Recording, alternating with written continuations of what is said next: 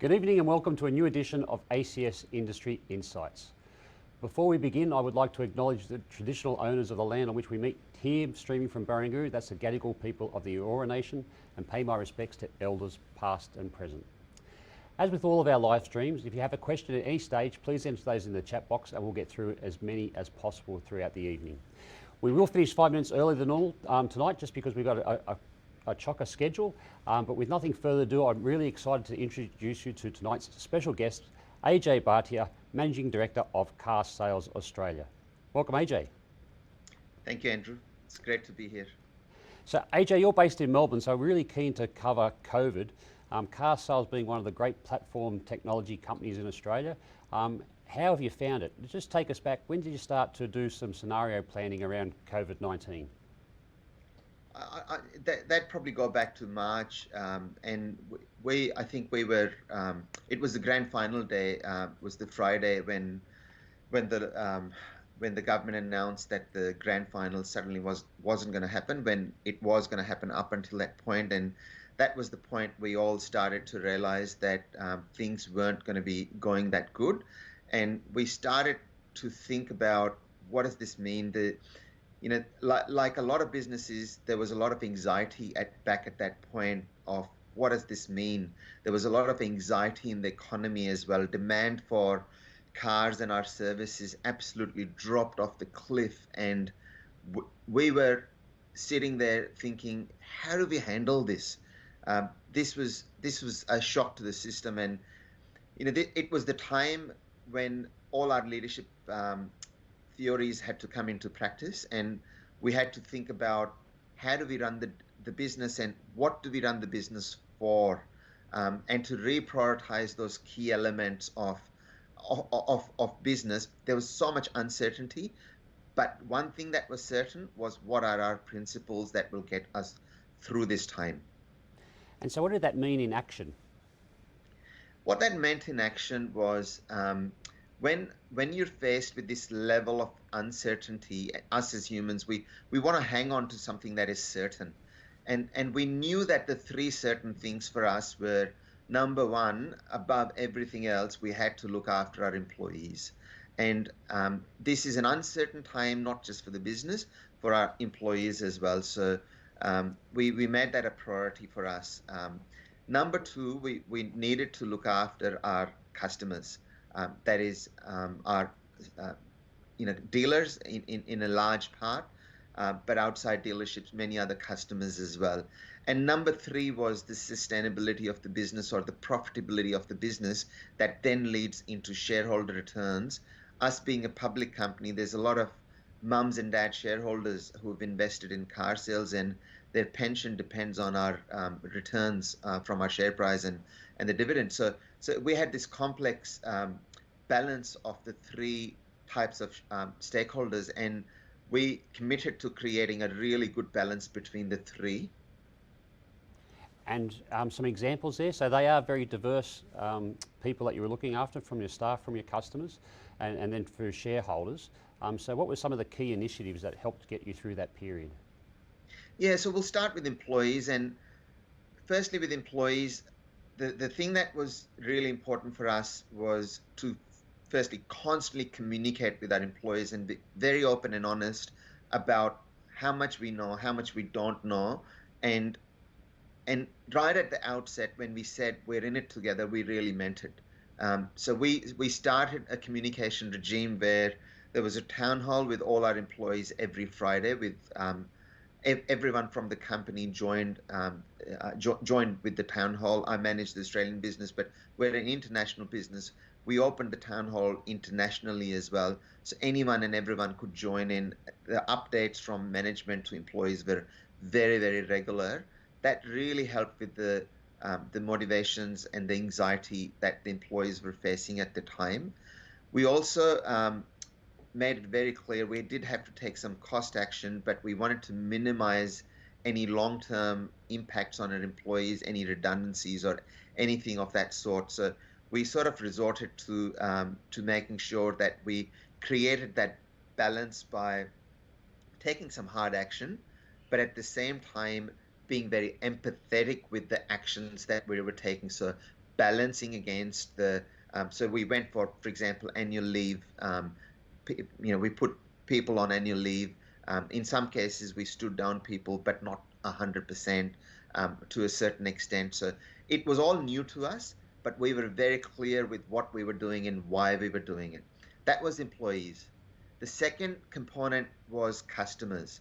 Our dealers were facing a huge amount of uncertainty at the time, and we had a decision to make. What do we do in that scenario? It wasn't a full lockdown like we have in Melbourne. Dealerships were still allowed to be open, but the number of cars they were selling were falling off the cliff. So we made our services 100% free for our dealers during that time. In fact, our services for dealers in Victoria, in Metro Melbourne, are still free. We're not charging them anything during this lockdown. And the third one was our shareholders. So we've just gone through our full year results, and we've paid 80% dividends on our EBITDA for the year, and our share price is at record highs. So our shareholders were well looked after as well. Congratulations, that's some significant achievements. So how did the environment change after you've gone through that March, April, May period into now still in lockdown? What does that look like? Yeah, and it's incredible what happened in March, April is completely different to what's happening now. And there's a lot of leadership lessons along the way for us as well. What happened in March and April was uncertainty and anxiety. Uncertainty and anxiety always in a business environment leads to a downward trend. And we faced a significant downward trend in March and April. Right now, for many reasons, some cyclical and some structural, we are going through an unprecedented boom in demand. The demand for cars is higher than it's ever been. Everyone wants to buy a car. If anything, at the moment, used car prices have risen on last year. I bought a car, I think it was 2 or 3 years ago, and that car is right now worth more than what I bought it for 2 or 3 years ago. And that sort of thing doesn't happen with cars very often. At the moment, if you try and sell a car on Carsales, it disappears very, very quickly. I had a very hard to sell car that would normally take 3 months to sell. I sold it in 3 days. And that's the change in dynamic we're facing at the moment. Partly it's because no one can take holidays. We can't go overseas. Therefore, people are planning holidays within Australia and going into regional towns and so on, and that creates more demand. Partly, we've surveyed customers and they've said, we don't really want to take crowded public transport. We would rather own another car. So they're adding cars to the family. Partly the registration, the licenses, the first time people who've got new licenses are at a record high. We've never had so many people get new licenses.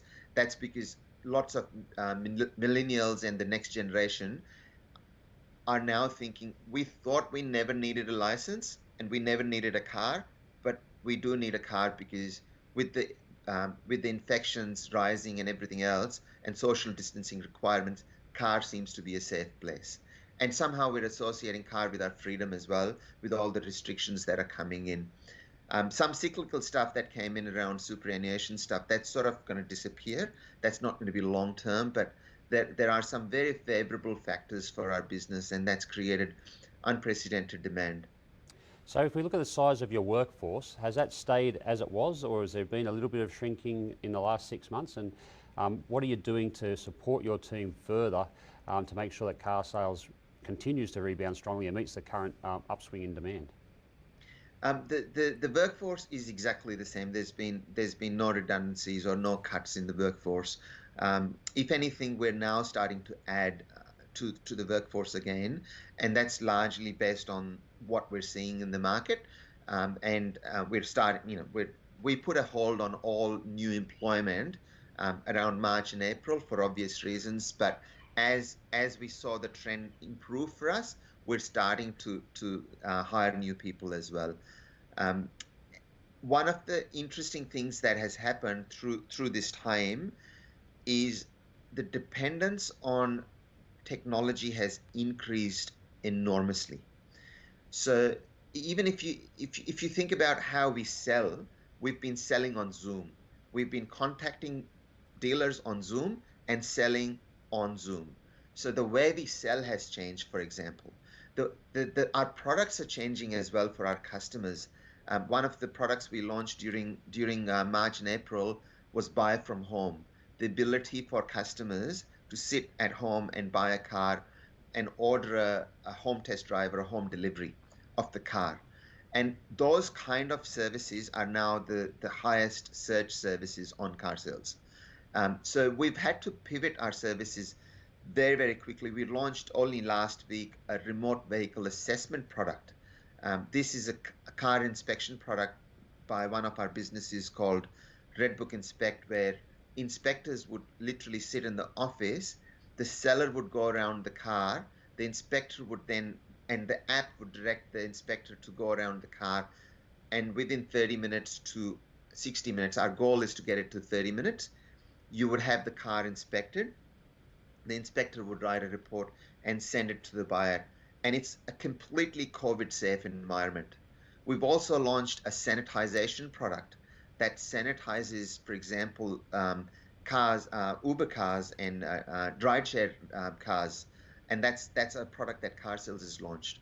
So we've done a lot around the, um, the COVID space in a very short period of time. And for us, the real lesson has been the ability to do this stuff very, very quickly. And that partly comes from a very scalable service-based platform that we have. And it also comes from the kind of workforce we employ who are very close to the customers and able to react very quickly and to the changing need around us. So being based in New South Wales, just so I understand the restrictions more, how many of your team would be working from home, or are they people on site? So our head office is in Victoria, so the large amount of the workforce is in Australia. The rest of the country is largely sales team. So the rest of the country is working as per normal, but in Victoria, no one is allowed to go out. So everyone's working from home. In fact, right now I'm at home as well, and everyone is at home. There is not a single person in the office. And how's the team found that environment with everyone working from home? It's tough. It's the team initially found some novelty in it, and then over time, it gets harder for a lot of people. Some people cope with it absolutely fine, but for the vast majority, it does get harder. And what's been really important is recognizing that and confronting that. So we have an EAP service at Carsales, Employee Assistance Program, where our employees can call if an anonymous service and get mental health help if they're facing any sorts of issues because of the lockdown or outside the lockdown. And we have noticed a spike in the usage of the service. We obviously keep who uses the service anonymous, but we do get the numbers on how many people are using the service, and there is a significant increase on the number of people using that service. And you mentioned that you are, if anything, looking to increase staffing. So what does onboarding, recruitment and talent attraction look like in this current world? Onboarding is very challenging. So we onboarded a new chief product and data officer during this time, a new executive, and that has been very hard. And talking to Mark, who was appointed in that position, he was lucky that he came here 2 weeks before the full lockdown, so he was able to at least meet some of the people. But since then, it's been really hard for him, and anyone who started, it has been hard. We've still been doing our induction programs through Zoom, just like this, and we have been one part of our induction program is lunch with one of our executive teams. We've still been doing that, but we've just been doing that virtually. And what we found is during this time, you've got to reinvent the way you work. You can't work the way you used to work, and it's possible to, we conducted a board strategy offsite this morning via Zoom, and we were able to do it. It wasn't perfect, but it was a really good offsite, and we were able to do it. So I think we just need to keep innovating. We also need to make sure that we're honest about our feelings to each other, and if we are feeling a bit down, we share that with each other, and we have that environment at Carsales where majority of our, or almost all of our executives display vulnerability in leadership, and they're happy to talk about the difficulty they're facing themselves working from home, which makes it very normal for everyone else listening in on our webinars weekly and our calls as well, and hence they share their feelings pretty openly as well. So I don't think it's perfect, but I think we're coping. And what about product development? Having everyone working at home, what have you found has been successful as you've pivoted to working from home? So there's a couple of things. There's two sides to it, Andrew. The first side to it is I'd say productivity has increased. So I'd say productivity has increased because, walking time from one meeting to another meeting is zero. That sometimes is a negative too, I find, and I'm sure you find the same. Um, I literally, after we finish this call, I have another engagement with Deakin University. I'm doing a thing at their startup event. Ordinarily, I wouldn't be able to finish it at 6:30. This at 6:30 and start that at 6:35. But now I can do that. That makes me more busy and tired, but I'm more productive. So we're finding the same with our technology teams as well. Where it doesn't go as well for a business like Carsales, we're a very agile environment, and we tend to be requirements light, and we tend to do more development rather than more thinking around writing lots of requirement documents and so on. So that requires a level of a team sitting together around a table and being able to interact and pivot and ask questions and so on. So some of that is not as fluid anymore. And what we've had to do is come up with how do we use this X tool and Y tool and Z tool. So we're adding new tools to the business to be able to do some of these things, and we're discovering new ways of filling the gaps, so to say. Um, it's not easy, and I think that aspect has, if anything, meant that partly we're slipping on some dates that we thought we could meet on some of the projects. We're not able to meet those dates because there's no fluidity in the team being able to talk to each other like they could in the office. So it's a bit of a mixed bag, but look, overall, I'd rather be in the office, or rather have the flexibility of being in the office. What about if you were to summarise in the last 6 months, what have been key learnings? The key learnings, number one for me is stick to the principles. So I mentioned those three principles for us. I think every organization has a value system. Some organizations declare that value system, some don't declare it, but they still have it. And it's really important to stick to your value system. Clearly, those three things that I mentioned are a key part of our value system that we stuck to. So that, for me, that is the anchor. You need an anchor in changing times, and your anchor can easily be your principles or your values as a company. What is that will not change. The number two thing for us is being able to pivot, being able to be agile. So the examples that I gave you around how we did some new product for our customers, that is being able to be agile, responding to this new environment. Some of the other things is the ways of working. So we adapted to Zoom very, very quickly. And kudos to our CIO, Jason Blackman, who was able to scale our business. Our business is 100%, by the way, on cloud.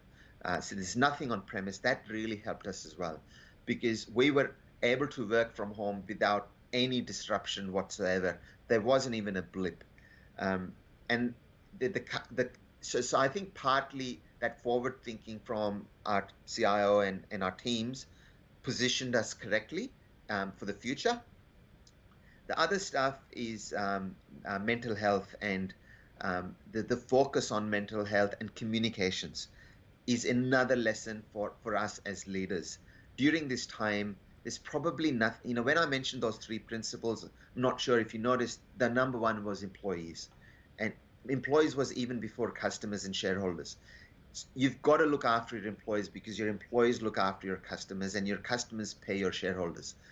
So it always starts with the employees. And for us, it was really, really important that we communicate with clarity and with regularity with our employees. Whether it was good news or bad news, we had to say as it is, but we had to give them the reasons behind it. We had to make sure they understood our three principles by which we were managing the crisis. And mental health was the other aspect of it, is just making sure we understood that this environment would impact people's mental health and putting in place measures to combat that. We gave extra days to staff, for example, mental health days to staff to take time off and regroup. We encourage them to between 11:30 p.m. a.m. and 1 p.m. Zoom free time. We encourage all our employees not to be on Zoom between 11:30 and 1 p.m. and to use their 1 hour to go out and have a walk. So things like that have been very, very important for us. Lots of questions coming in. Rahul Patil asks, how can businesses in the future make sure that they are ready if this kind of uncertainty or situation occurs again? Yeah, that's a really good question, Rahul. And one of the things I'd say is if you told me last year we'll have a pandemic this year, I would think you are crazy and I wouldn't believe you. But yet we were ready. Somehow we were ready. So why were we ready, right? The next uncertainty may not be a pandemic. It may be something different. And we can't sit here and decide what that's going to be. But what I can say is, what are your anchors as a company? What are your principles? That they don't change. They get you through a crisis. How is your technology positioned for a crisis?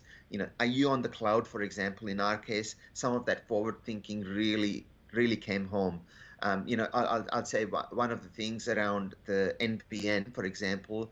I think I was interviewed many years ago about NBN and whether it was the right choice to make fiber to the node or fiber to the home. My thinking back then was, I believed that it should have been fiber to the home. And the reason I said that is it was future-proofing the country's infrastructure, not because we needed it back then. It was more about the future-proofing of it. That debate has come back, and we're hearing that in the media. So similarly, how do you future-proof a company from a technical perspective? Is it by being on the cloud? Is it by hiring really good talent? And what are the characteristics of that talent? For me, the most important thing is, are they able to pivot? Are they able to think on their feet? If you only employ people for the skills that they have and not the potential that they have, it's really hard to manage a crisis, because crisis is where potential comes out, and you start to see the organizational capability that you've built. If you built it based on just a certain skill set, it's hard to manage uncertainty. So what about in a scenario, if you've got your software on-prem at the moment, how will a business pivot to cloud in such a restricted environment? Look, I'm certainly not the hands-on technologist who can give you that advice of how you would do it. Firstly, we've always got to respect the restrictions. We are in the scenario that we're in, and we've got to get out of this scenario. But the next opportunity that presents itself, if that is how you think about your business, you should take some lessons from this crisis. And we always make mistakes. The issue is not making mistakes. In fact, it's good to make mistakes. The issue is not learning from mistakes. So when this crisis is over and when the restrictions are over and you're able to go out there and have a rational discussion with management, talk about what you've learned from the crisis. That is, almost what do you call it? The post-implementation review of a project. This is like a review of what did you learn from the crisis. That is really important for every organization to do. Muhammad Abdullah asks, I was approached by a scammer while I was trying to sell my car. Can you advise how Carsales protects its customers from false advertisements or customers? Yeah, I mean, really good question. So, in a, if you're in the online environment, and security is one of those things, right? Security is risk management. Fraud is also risk management. You can't 100% guarantee against fraud or security. But what is really important is the steps that a company takes to mitigate the risk of scammers or so we have a security department, we have a fraud department as well, by the way. And we're constantly looking out for scams and phishing scams, for scams where people are sending people emails or anything of that sort, and we report these frauds in our board report. It gets discussed at the board level. At car sales, we take fraud that seriously that it is something that we discuss at the board level and report in our board reports. And what I can tell you is that people are not losing money on car sales, and if they're losing money, that is a very rare occurrence, and it is a very, very big event on car sales when people lose money. We are employing technology in the background, AI technology, to detect fraud as much as we can. No technology is foolproof, though. Scammers are always fighting against our systems, and we are always fighting against their systems. But the good news is we are making an effort. Phil Gregory asks, what kind of innovation did you develop in the crisis with collaboration with your key stakeholders that you feel can take your business forward in the future? With the stakeholders, so I'll mention our stakeholders are customers, and our stakeholders are investors, and our stakeholders are employees. So there are those three stakeholders, which relates back to the three principles. So employees, I mentioned before, we've really upped the communication. We did a survey of employee engagement. Our employee engagement was significantly above 90%, significantly above 90%, and that was just amazing. And the common theme around that employee engagement survey was the communication that the executive team has been doing with the company. So what I can say is one thing we've learned is we were always trying to crack this communication issue. We always used to get average marks in communications from our employees.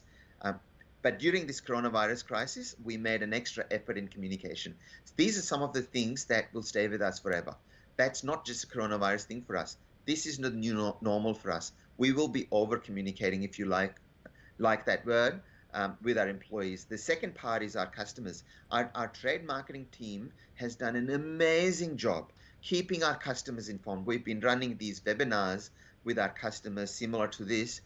We've been bringing experts from overseas. We've been bringing economists, and all of those things. We've been talking to the dealer world about how to cope with this crisis. We've been giving them tips on how to use our products to do that. Making our products free, of course, that's another thing we did. But also, how can you use those products to get through this crisis? What are the grants that are available through government? Making that simple for them. Bringing economists in to talk about what does the future look like. Bringing overseas people in to talk about how are overseas dealerships coping with this change. So and kudos to our trade marketing team. They've done an amazing job with this. And the third one is our shareholders. So as soon as we could start communicating with shareholders, we started upping our communication with our shareholders as well, and doing more briefings and so on. So all around, there are so many lessons in terms of communication. Thank you. Alvin asks, I'm curious about the scalable service platforms that you use. Can you elaborate further? So scalable service platforms, and I assume that's a technical scalable service platform question. So one of the things is we are 100% on the cloud, and we only go with the larger cloud services. So in itself, it provides us with a level of scalability. There was a report that came out, I think an article that came out yesterday or today, that said in August our traffic to our website was up 30% year on year. And with the traffic being up 30%, we didn't have to go out there and procure any new servers or anything like that. Our servers simply scaled because we are in the cloud, and there's automatic scalability built into our system, and this service just scaled. Then the other part is the agility is related to scalability for me as well. And the agility comes from our platform architecture. So our platform is a microservice based architecture. And for us to be able to change the platform quickly is not very hard. So we were able to respond to and build some new coronavirus services very, very quickly because we are a service platform, and we are a microservice platform. So doing new deploys, multiple deploys during a day is not a problem for us. Thank you. Hamal asks, how inclusive is Carsales at hiring international students, and do you have a diversity employment policy? We have immense amount of diversity in Carsales, immense amount of diversity. I mean, if you could walk the floor, which you can't at the moment, but if you could walk the floor, you would see it yourself. And for us, talent is talent. We as an organization are not biased. I genuinely believe that. You can see me. I'm not from an Anglo-Saxon background. I'm from an Indian background, and I'm in the executive team of Carsales. There's another colleague of mine who's from a Sri Lankan background. We have many women on our executive team, on our board. So we are a very, very diverse company, and we see talent for what talent is, rather than anything else. We do employ international students as well, but I must say it is harder to employ international students than it is to employ local students. And that is simply a matter of visa requirements and all of those other things. But we do employ international students too. Question from Nishan Singh, examples of how you have changed, developed your leadership skills for the benefit of the business. That's a really good question, Ishant. And one of the things, I've been in Carsales for 11 years. And it's coming up soon to 12 years. And one of the things that I would say is I joined Carsales when Carsales was a startup. And Carsales is now a $5 billion market cap company. So, going from a small startup to a $5 billion company is quite a journey. And every couple of years, it actually requires a different person. But I have been the same person. I've been in 4 different jobs, by the way, but I've been the same person in Carsales. And for me, learning is one of those things that has been essential to staying in this role that I'm in now. Without that, I was talking to someone, and someone's telling me there's certain companies who have a policy of turning over executives every 2 to 3 years because they're growing so fast that every 2 to 3 years they need a different type of executive because before it was $100 million company, now it's $1 billion company, and now it's a $10 billion, and it requires different type of thinking.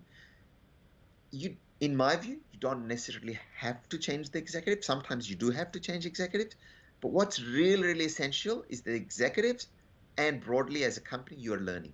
So most recently, I went to Harvard Business School, and I completed the advanced management program at Harvard, and that was last year in 2019, from March to May 2019. That's one of the ways I've been learning. I'm also part of a network called Young Presidents Organization, or YPO. YPO is an organization that gets like-minded CEOs of companies along, and they support each other and at each other's learning, and it's a really good learning organization as well. ACS itself is a learning organization, and being next to all of you guys, Andrew, is for me also a learning experience. Every time I meet you or you invite me to one of these webinars, I'm learning. So learning is an absolute essential for us, especially in these COVID times when everything is changing. By the way, on learning, I attended a webinar this morning from HBS. So HBS runs webinars for their alumni, and that was based on marketplaces and new trends in marketplaces. 45 people from around the world attended that, and it was amazingly useful for me to attend that. And I even mentioned that at the board meeting this morning about some of the learnings. Steve Goodwin, along a similar vein, is who is your most important mentor, and are they senior to you, a peer, or junior, or do you learn from all of them? I think it's the last one, to be honest. I mean, I could actually go around, and I'm not going to do it individually, but I'll give you some examples. So we have a really good executive team, and I've learned from all of them. I have a really good team that reports to me, and I learn from all of them. We have a really good we have our global CEO is Cameron McIntyre. I learn a lot from him. Our founder, his name was Greg Roberg. I mean, his name still is Greg Roberg. He's just not in Carsales. I should clarify that. And I've learned a lot from him. To give you an example from Greg, Greg is an entrepreneurial guy. I learned entrepreneurial thinking through Greg. He is still that person that I look up to when it comes to creating a healthy paranoia in the company, a need to innovate. That is Greg Roberg. Cameron McIntyre, our global CEO, learn a lot from him on how he treats people. He's always the last person to speak, always the last person. He listens more than he talks. And I confess I'm not as good as that.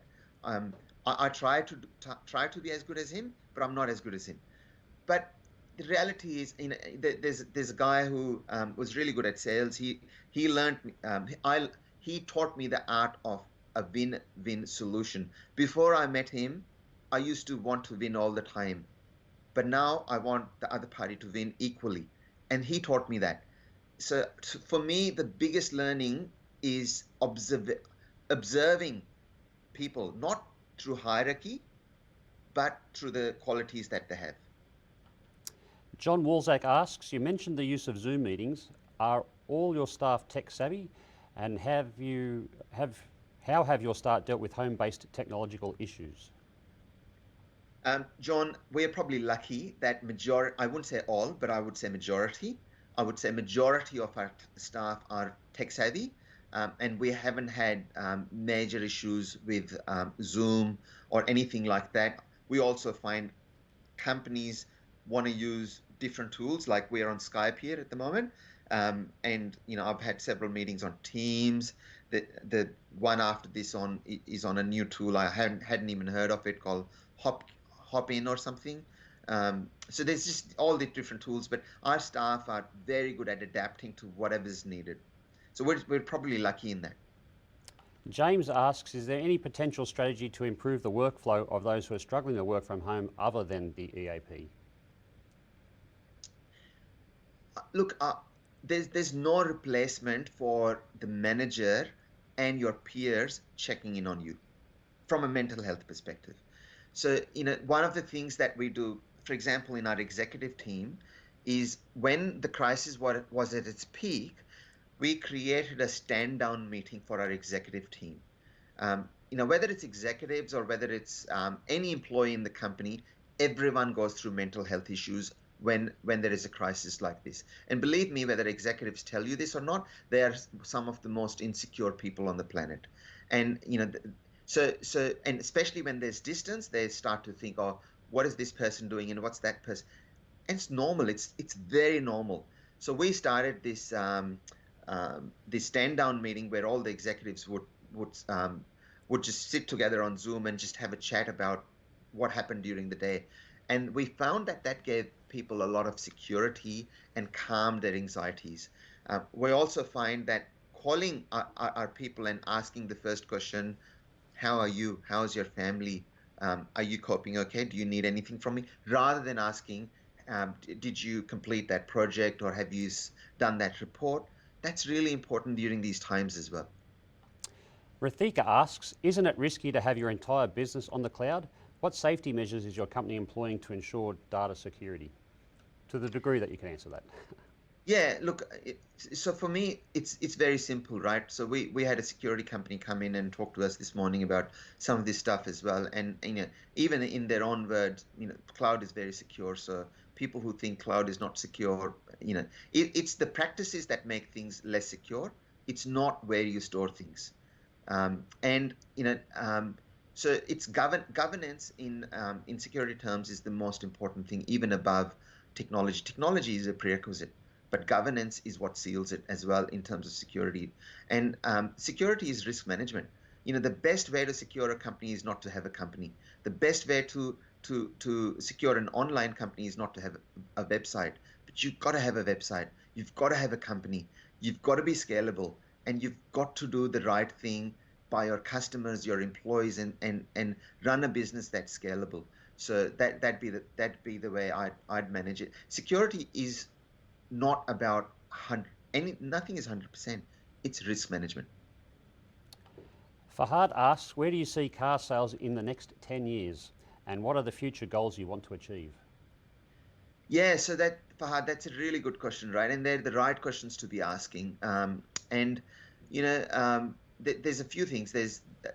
I'd say us as executives and everyone else who has any sort of influence in the company that can shape the future of the organizations got to think, in my view, in three horizons: the short term, the medium term, and the long term.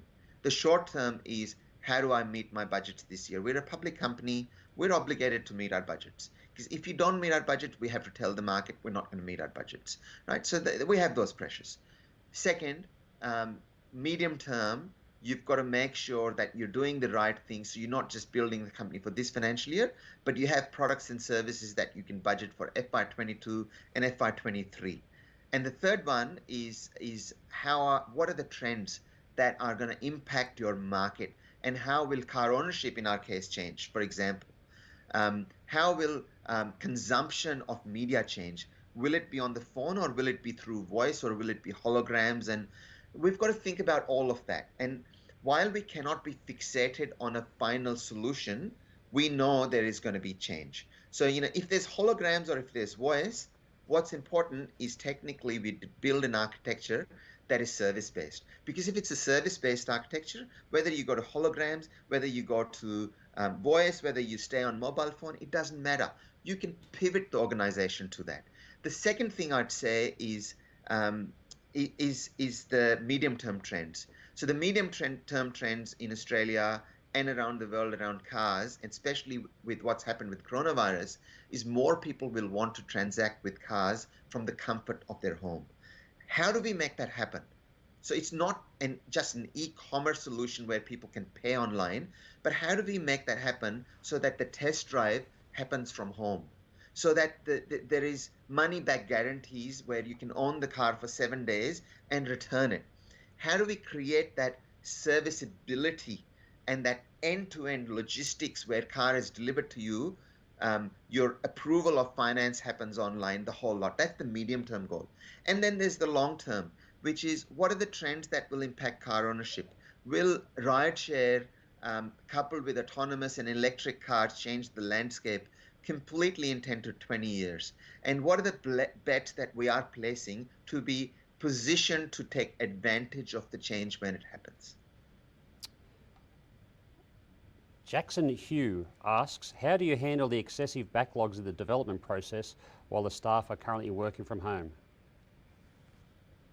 Look, the backlog is one of the biggest frustrations I personally have, because I'd like to do everything. And I started life as a developer, and then I moved into product, and then I moved into commercial, and then I moved into other stuff.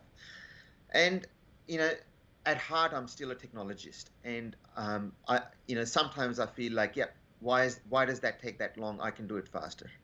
And I feel like, why do we have a backlog? We should be able to do everything. But the reality of life is you do have to prioritize. And and some people rightly say, even if we employed an extra 100, 200, 300, 500 developers, we'd still have a backlog.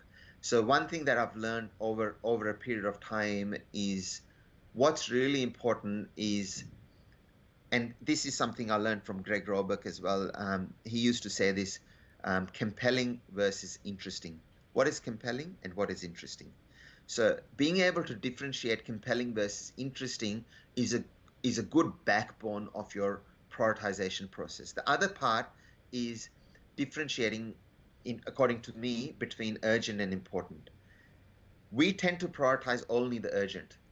What is really important is to also prioritize the important, because the important is what builds FY22, 23, 24, and 25.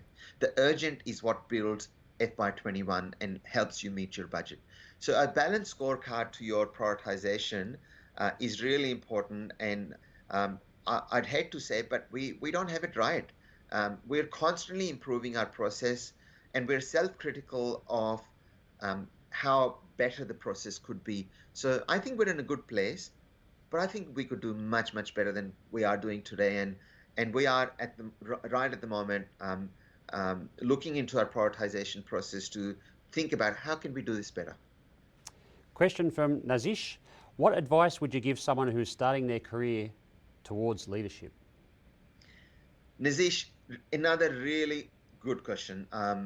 There was actually a blog I wrote on, and it was published on CIO.com 4 or 5 years ago, might have been 6 years ago, and you can search for it. It's on CIO.com. It was how to get promoted. So it's similar to the question that you've asked around leadership. For me, when you go on the leadership journey, you've got to think clearly about what leadership means for you as a start. If you're thinking about leadership is your means to an end to earn more money, you're thinking about it the wrong way. The money will come as your positions improve and as you go higher up the chain, or your responsibilities increase sidewards, or however it is, right? But why are you wanting to become a leader? What is that makes you a leader? Over time, my definition of leadership has changed, and it's changed a lot. For me, leadership is not just about leadership position with 4 people reporting to you or 5 people reporting to you. You've got to think as a leader. A leader doesn't have excuses. You don't have the right to go and say, I couldn't do it because such and such happened. You need to build the influence in an organization to be able to make those things happen. Until you are able to do that, you are still on the journey, and probably you'll always be on the journey. The other part is you're not just a leader at work. You are a leader at home, and you are a leader in your community too. So at home, what are you doing to progress your children, your sisters, your brothers, your family, then making it broader than that? Some leaders stop at that. There are other leaders who go even broader. And the broader, I'd call it community. And community might be the technology community. It might be ACS community. It might be the 45,000 members that you're trying to help and educate, or sharing knowledge, or organizing something for them. I'm on a couple of non-profit boards. For example, I'm on the board of Myeloma Australia, which is a cancer charity, just helping them. And there's no one in my family, fortunately, who has cancer, but it's, you don't do this stuff because someone has this issue in your family. You do it because it's the right thing to do. I'm talking to some other people about joining some other causes as well. More recently, I've sponsored a couple of scholarships for women in entrepreneurship at UTS. One starts in autumn 2021. It's a $25,000 scholarship for a woman, and my prerequisite for that person is I'm passionate about women in leadership, and I think there is a clear gap there that we need to address. And one of the ways for women to get there is to start their own businesses. And I want to support these women who start their businesses, and in return, when they start the business and they're able to afford it, I want them to sponsor another woman. And I want them to continue this chain, but I want to select someone who can create more jobs here in Australia. So for me, and this is not how I was many years ago, but my new definition of leadership is it's in the community, it is at home, and it is at work. And it is more than reporting lines. It is about the influence that you build and the impact that you make. So why don't we just pivot to public policy and the Australian economy a little bit more broadly. The federal budget's being handed down on the 6th of October. What would you like to see the government do to help Australia navigate out of this economic downturn? The questions keep getting better and better, Andrew, so I love the question. One of the things is, so Singapore got its freedom in 1965, and I'm not from Singapore, and this is only stuff that I've read. So it is book knowledge, but it is also knowledge that through talking to some Singaporeans. And In 1965, Singapore had nothing. That's the best way I can describe a crisis. They literally had nothing. They had to build something from nothing. Their GDP per capita is higher than Australia. And one of the ways they navigated that is they came up with a plan to prioritize certain sectors. So they prioritize whatever the sectors were at the time, tourism, shipping. But there were 4 or 5 sectors that they came up with, and they said, we are going to win in these 5 sectors. This is what's going to underpin our economic growth in Singapore. I think what COVID has done is it's created that opportunity for us to clean the canvas and not just think about it in terms of the usual, we'll just boost construction. I think that could be one of the things that you boost, but we have to think broader than that. We have to now start thinking, in my view, one of the sectors I'd push, and it might sound selfish, but I'd push e-commerce as a sector. Um, I'd push that because, you look at Carsales, Seek, real estate, Redbubble, there's Canva, there's culture. There's so many technology companies that are coming out, software as a platform out of Australia now. This used to not happen before. How can we double the number of those companies coming out of Australia that are global? I think that is important. I think education sector, I think, is also another one that's really important, especially for the Victorian economy. But rather than giving all the answers on what sectors they are, I would urge government to do the research with people who know this much better than I do, with proper companies, whether it's McKinsey, whether it's Deloitte, whether it's one of those big ones that have the capability and expertise and the bandwidth to research this properly, and focus on those sectors with very tangible plans to boost the economy for those 4 or 5 sectors. We can't be everything to everyone. We're a small country with 25 million people. Let's do 5 things really, really well. So I'm going to bring a couple of different members' questions together. There's been a lot of people finding themselves displaced and out of work. What would be your tips if someone found themselves without a job in this current environment about how to bounce back? Firstly, I really honestly empathize with you if you are one of those people who have lost your jobs during this time. I can't even start to imagine how hard that is on you. But secondly, I'd say every crisis is an opportunity too. And the opportunity is learning. For me, do not waste this opportunity, learn. And the second thing, and learning is not just through education, it is also through connecting with the right people. For me, the second part is network as well, please. It's really important to network because people don't know how good you are if you're hidden. And in times of crisis, when you are getting lots and lots of applications, it's easy for organizations to miss a good application. It's not hard for them to miss.